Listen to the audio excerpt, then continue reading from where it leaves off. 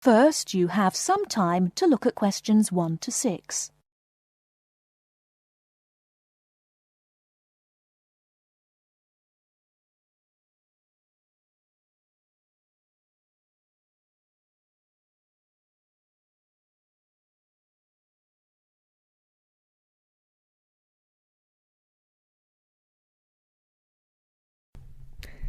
Good morning, Towers Car Insurance. How can I help you? Hello, I was wondering if you could give me a quote for my car, please. I'd like to insure it for a period of 12 months. Certainly. I need to take down a few details first of all. Can I have your name, please? Certainly, it's James Bartolo. Sorry, can you say that again, please? Sure, James Bartolo. That's Bartolo. OK, thanks. And your date of birth? It's the 1st of the 8th, 1973. Great. And can you give me your address, please? Sure, it's 146 Eastern Road, Chester. Fabulous. Now, is the insurance for just yourself? No, actually my wife drives the car too. Her name is Alice Jackson and her date of birth is the 23rd of the 4th, 1968. That's OK. I just need to write yes or no and the make and model of the car you wish to insure. It's a 1998 Ford Laser. OK. And do you have any idea of the value of the car? Yes, it's around £4,000. I only bought it about a week ago.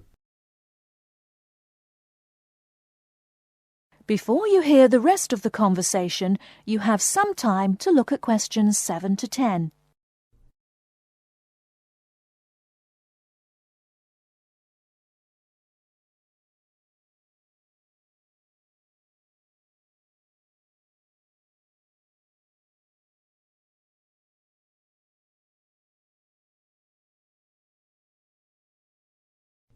Now listen and answer questions 7 to 10. OK. And do either you or your wife have any previous convictions or disqualifications? I'm sorry we have to ask this question, but of course it affects the price of the insurance cover. Not a problem. No, actually we both have clean driving licenses. Nothing so far, touch wood. Good. So I can write none for that question. Now, who were you previously insured with? With Aitken Insurance. I'm sorry, could you spell that? Yes, it's Aitken. I actually have a 3 years no claims bonus too. Great. That will bring the price down a little for you too. OK, if you just give me a few minutes, I'll work out a price for you now. That looks like it will be £275 per year. That sounds good to me. Can I pay for that now over the telephone? That is the end of part 1. You now have half a minute to check your answers.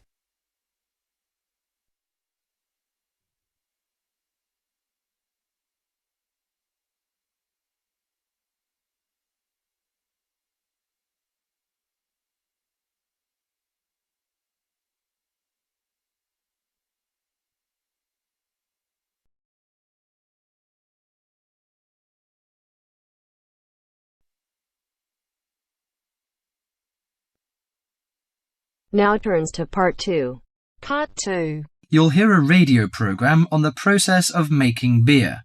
First, look at questions 11 to 14.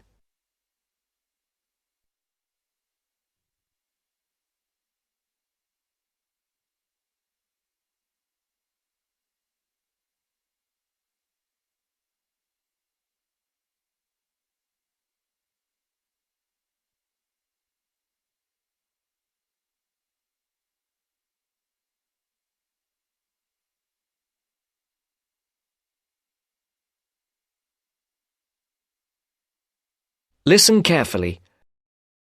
Hello and welcome to Gourmet Evening, and this week we're looking at the world's popular beverage, a great favourite today, beer. And in the studio to tell us all about it is Clark Maxwell.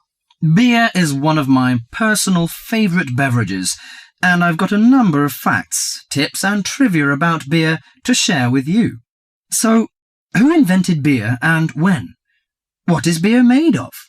Actually, historians are not entirely sure when beer was invented, but they guess that beer was created accidentally by early nomadic tribes roughly 10,000 years ago. The four primary ingredients are malt, hops, yeast and water.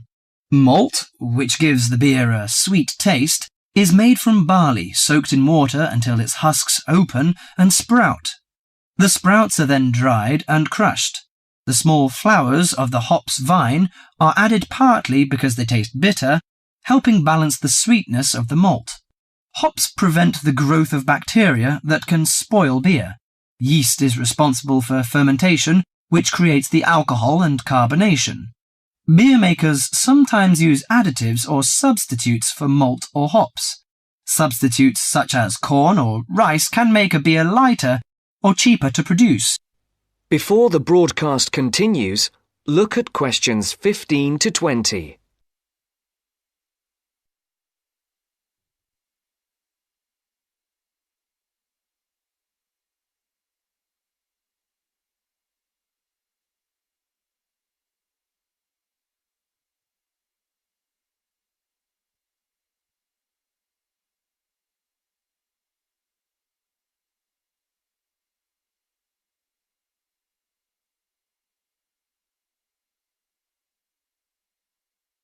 You will now listen to the second part of the talk.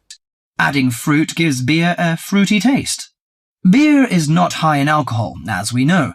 The lowest type, light beer, contains no more than 2% alcohol, and the highest may reach 6%. Other drinks such as wine are more alcoholic. Wine contains 8 to 20% alcohol. But that is not to say drinking beer is no danger at all. Like all alcoholic beverages, beer can make it difficult to drive and think clearly.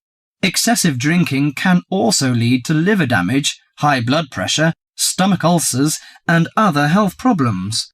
However, beer also helps prevent some health problems when consumed in moderation. Beer contains a moderate number of vitamins and minerals. Studies have shown that small amounts of alcohol can reduce the risk of heart disease. Beer also contains selenium, a mineral that promotes bone growth and helps reduce the risk of osteoporosis. I suppose many of you think beer can give you a beer belly, but you are mistaken. Genes determine how fat is deposited. No food or drink can create fat deposits in specific areas of the body.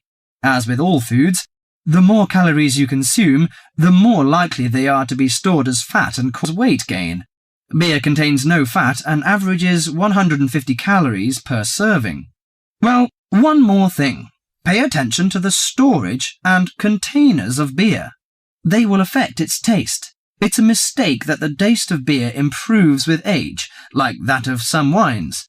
Beer is a food product that will eventually become stale. It should be stored in a cool, dark location before consumption. And the colour of a bottle can influence the flavour. Brown bottles block out light that reacts with the hops, which could damage the flavour. Green or clear bottles provide little or no protection from light damage. Do you know which country drinks the most beer?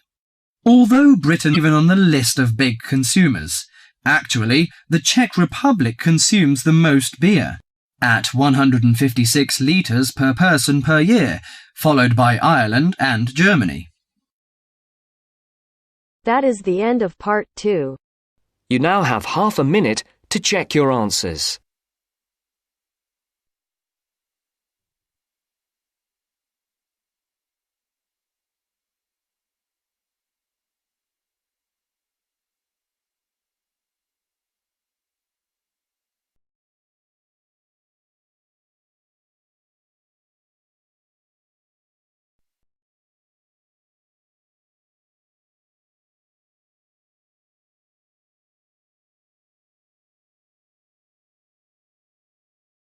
Now turns to part 3.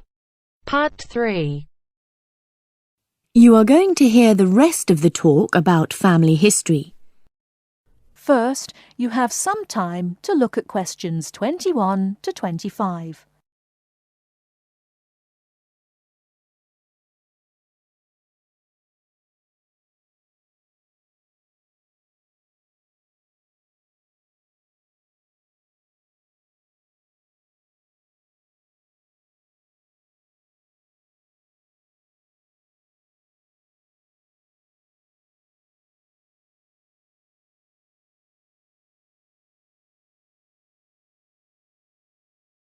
Now listen carefully and answer questions 21 to 25.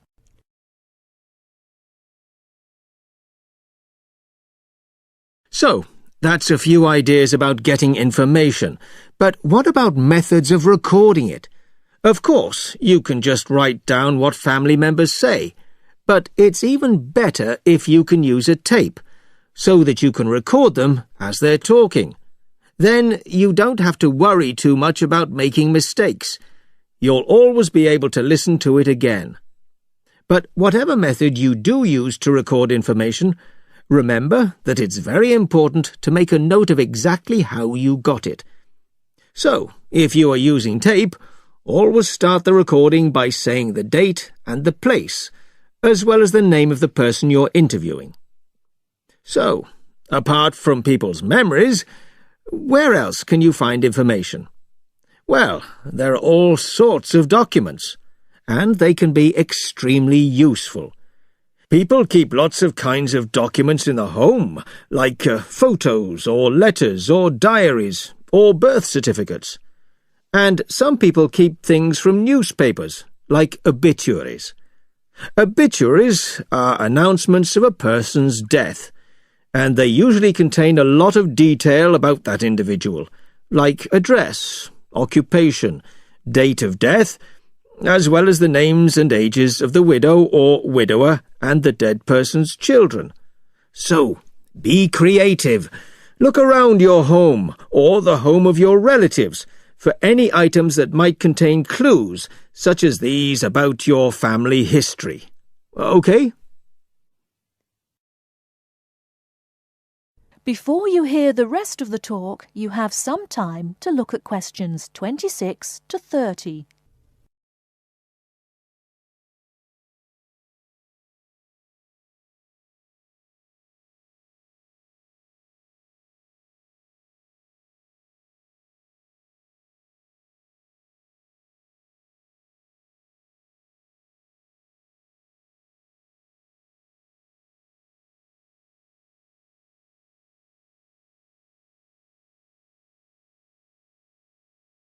Now listen and answer questions 26 to 30. Now, you'll find that you'll collect a lot of information, so you'll need to record it in an organised way. I'd recommend that you use an ancestor chart, like this one here. Can you all see? Ancestor charts act like maps. They link 4 or 5 generations in a family tree, so they're very convenient, and they don't cost anything. You can get as many as you like. You just download them free from the internet. Then you fill them out as you go along, and for each individual you record all the key information next to their full name. It's very convenient. Now, at this point, I'd just like to give you a couple of tips about filling in the ancestor sheet. First of all, I'd advise you to use pencil, at least until you have definite evidence for the information you're recording. Secondly, as well as recording official names, I mean given names, it's worth writing any nicknames down. You know, these are the short names that people call you when they know you very well. And you can show them by using quotation marks. That's ancestor charts, then. They really do save a lot of work. Now, before I show you how to go about confirming the information you've collected... That is the end of part 3. You now have half a minute to check your answers.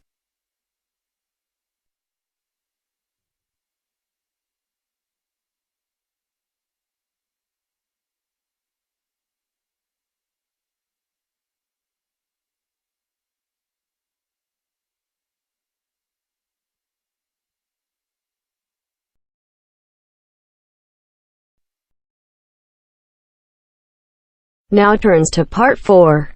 Part 4. You will hear part of a lecture about a crater in Australia. First, you have some time to read questions 31 to 40.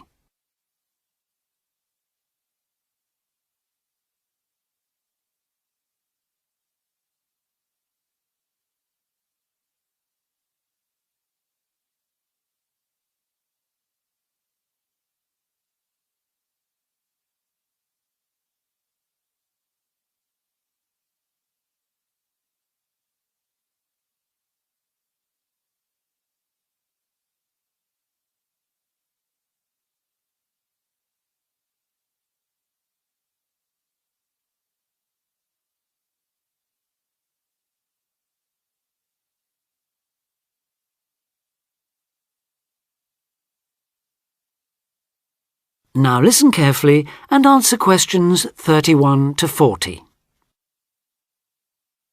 Lake Acraman in South Australia is Armageddon for the purist.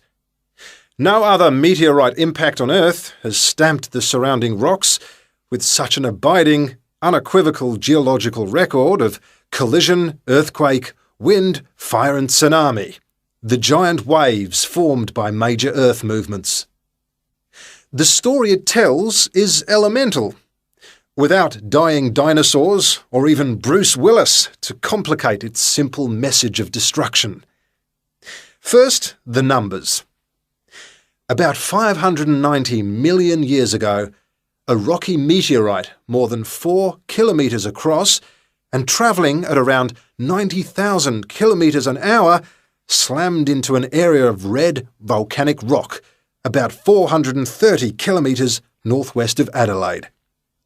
Within seconds, the meteorite vaporised in a ball of fire, carving out a crater about 4 kilometres deep and 40 kilometres in diameter, and spawning earthquakes fierce enough to raise 100-metre-high tsunamis in a shallow sea 300 kilometres away. Ancient, stable and unglaciated, the bedrock of Australia preserves some of the most photogenic impact craters in the world. Acraman is not one of them. 500 million years of erosion has taken its toll. A salt pan surrounded by low hills is all that remains to mark the site of the cataclysm. The true nature of the place dawned on geologist George Williams of Adelaide University in 1979. Gazing at a sheaf of newly acquired satellite images, he saw the small circular shape of Lake Acraman surrounded by a ring of faults and low scarps 40 kilometres across, and an outer ring twice this size. A year later, he made it to the site. On islands near the centre of the lake, Williams found bedrock shattered in a conical pattern that experts consider a sure sign of a meteorite impact. Except for a crater, which had long since eroded, the area was a textbook example of an impact site. In 1985, further intriguing evidence turned up. Vic Gostin, another Adelaide geologist, had been studying a thin band of fragmented red volcanic rock in 600-million-year-old shale in the Flinders Ranges, more than 300 kilometres east of Acraman. To his bewilderment, the volcanic chunks turned out to be 1 billion years older than the shale. Where had they come from? Comparing samples, Gostin and Williams found that their rocks were identical. The red rock in the Flinders Ranges had been blasted there from Acraman. Later, the same material turned up at sites 500 kilometres from Acraman.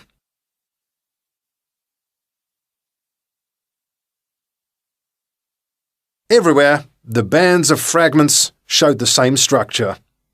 Coarse pebbles at the bottom, then a cocktail of silt and sand, then layers of increasingly fine sand, distorted on top into a wavy, scalloped pattern. These layers also show, step by step, how the meteorite transformed the floor of an ancient sea hundreds of kilometres away, according to Malcolm Wallace of Melbourne University.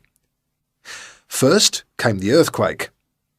Travelling at about 3 kilometres a second, shock waves arrived offshore within a minute or two of the collision, stirring up the water with clouds of silt as the seabed shook. Then shattered rock from the explosion arrived by air. Pebbles and boulders crashed into the water, reaching a depth of about 200 metres within a minute. One day they would become the lower band of the Flinders Rock. Sand took up to an hour to come to rest, finally bedding down with the silt that was also now settling on the sea floor as the effects of the earthquake died away. This mixture would eventually form the next layer. About an hour after the meteorite's impact, huge waves rolled in, leaving the ripples on the surface that later hardened into rock. Clear as mud is not an oxymoron. In Acraman, the arid, timeless Australian outback has preserved the closest thing the earth can boast to a perfect pockmark, the pinnacle of imperfection. That is the end of part 4. You now have half a minute to check your answers.